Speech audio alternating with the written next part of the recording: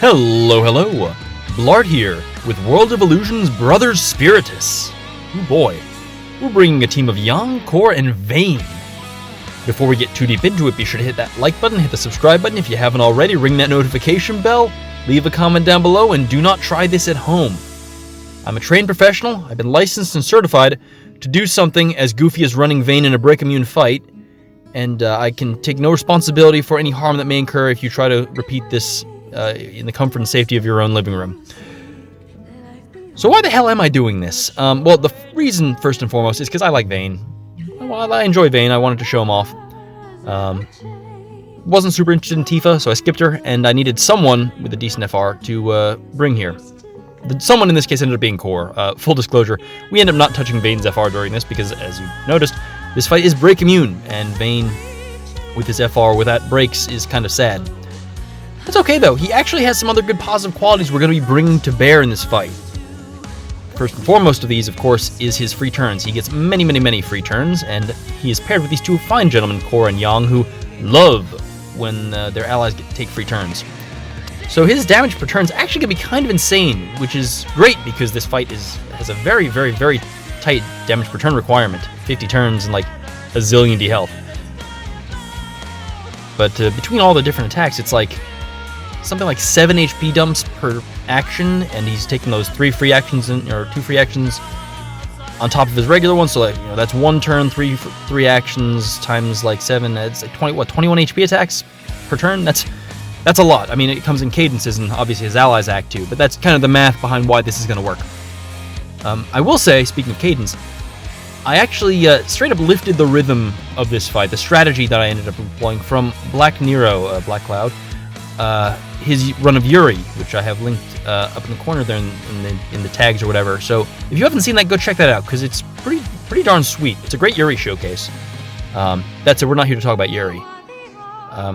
Shout out to Black Cloud though for the inspiration, especially given how we ended up talking a bit guff to each other about how similar the turns ended up being in this fight.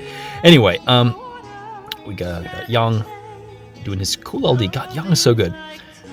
What I meant by cadence, though, you'll notice our FR gauge has been charged for a while, but we're not using any of our FRs. The reason for this is we're actually letting the enemy FR go off and run out before we use our FR. The reason for this is very simple, which is the FR mechanic for this fight it's kind of weird. The FR attack itself is just some shitty Brave attacks. It doesn't do anything. The FR is when the enemy force time is in play, though, he becomes undelayable, and just for 3 turns it becomes undelayable. I think that's all that happens. The key, though, is that the higher that gauge gets, the lower your max Brave gets. You'll see Vayne there has 34,000 max Brave, which is actually really interesting to me, because I feel like we've gotten so our stats have become so inflated that we've kind of gotten used to everyone's max Brave being a non-issue. The restriction is your HP damage cap. It's not your max Brave. Your max Brave doesn't matter at this point. So this fight kind of reminds you, hey, max Brave, if you can't hit your max Brave, it doesn't matter what the HP damage cap is, because you're not going to touch it. So we're going to go ahead and not worry about that and wait until the enemy's max Brave debuff effect is minimized in order to use our force time. So yeah, that's going to be pretty cool. A lot of free turns here, a lot of free actions, tons of off-turn damage going on. Another little side benefit of using Vayne here, similar to Yuri actually, is he comes with his own auras, which is nice. It's actually kind of rare for a turn hog to just have passive auras built into their kit on top of their BT or whatever, which is nice because Core's auras are meh, but they're like, I have to say Core's meh, in the context of everything else he brings, his auras are quite good. The fact that he also brings auras is nuts. That said, he's not going to solo support. He and Vayne together, though, they do a fine job, especially with the synergy stats the stage provides. So there we go. We're kind of set up at this point. I'm trying to set things up so that I want Vayne to have as much core buff on him as possible. I think he has 3 turns left, maybe 4. I can't tell which of those is the core buff. I've reset, so now he has 2 turns of Conqueror's Power set up from his EX, and now Core's ready to do his thing, so he's going to go ahead and Reaper Scale, free turn, sweet.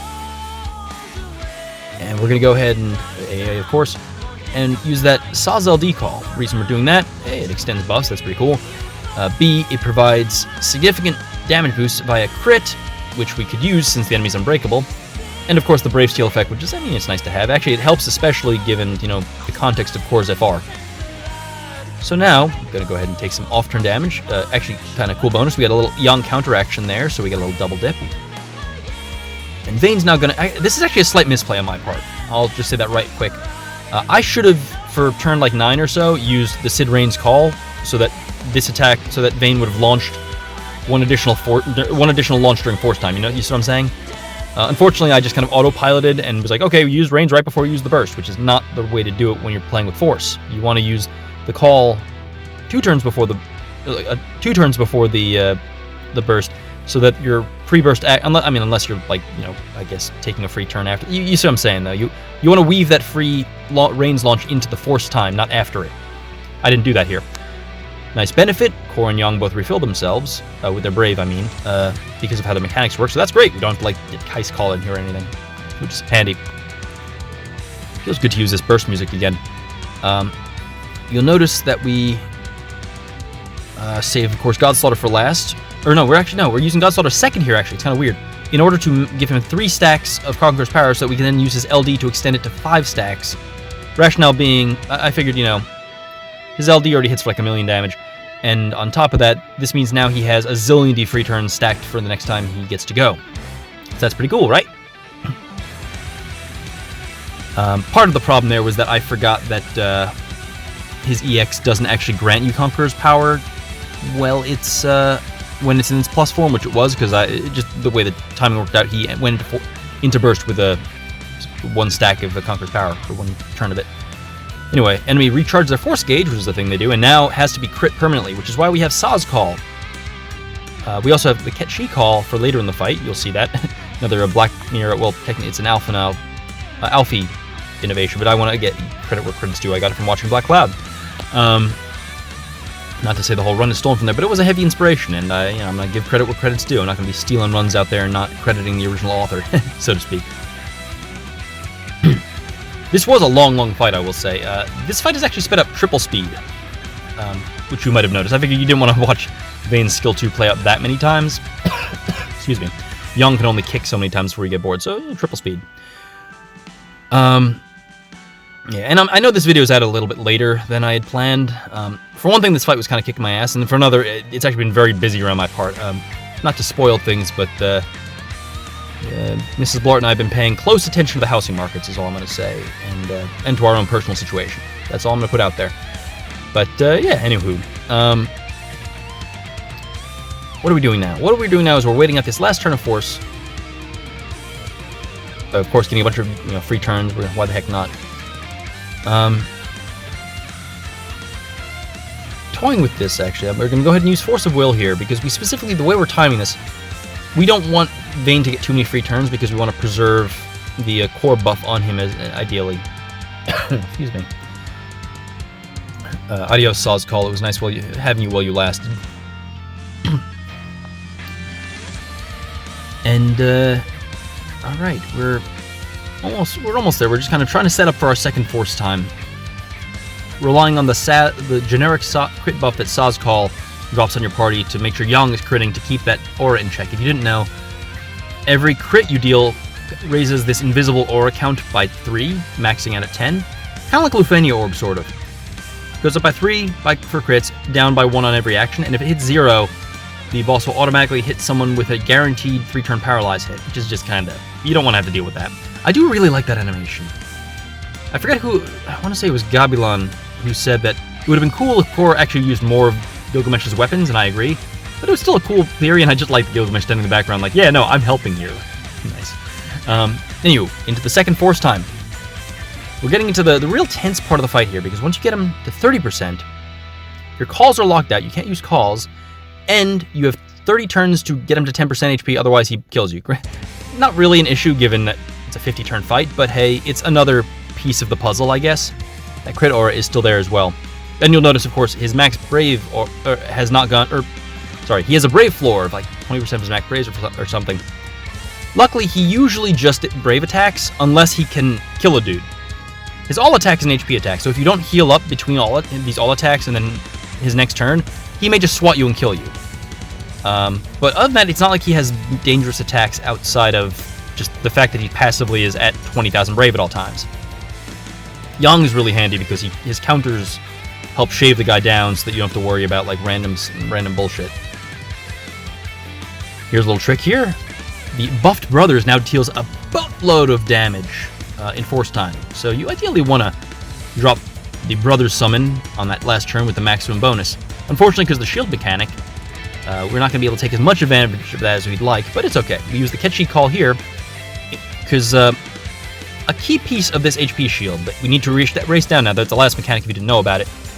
He has an HP shield now of, I think, 200 million health or something like that. No, that's insane. 2 million health. 200 million, Christ. 200 million? 20 million? I don't know. It's a big shield. It's like 10% of his HP. It replaces his HP, basically. If he acts again, we die. He kills us. But if we deplete the shield, he dies. So it's kind of a race. The trick is that shield makes it so you don't refund damage based on HP damage, though. So you don't refund your damage, like, and stuff. So we're using a combination here of Ketchi Call and the Brave damage cap limit increase from Vayne's Burst to deal as much damage as possible during this time. Since we're relying entirely on Brave damage and, of course, Ketchi gains from the call, that's how we're going to be powering through here. So we're using as many free turns as possible. You see, turn 46 here. We're getting very close. We're using Contempt Plus, not the regular version, which actually I think might give us one less a turn out of it. I haven't worked out the math there, but basically the idea there is Contempt Plus is a free turn if you use it while he has Conqueror's Power, and we did that in order to save on our turn count. So we used a free EX. I didn't realize it would be an instant turn. I thought it would be a good way for him to pass turn for free, but it was an instant turn, so it ended up being a waste of time. Could have gotten another free attack out of that, but it's okay. Core was able to bring us home with his LD. There you have it. Wow, Brother Spiritus, what a rush. Vayne in an unbreakable fight. Oh yeah, he also gets bonus critical damage. That was even better. Anyway, thank you for watching. I hope you enjoyed, and I will see you in the next video. Adios.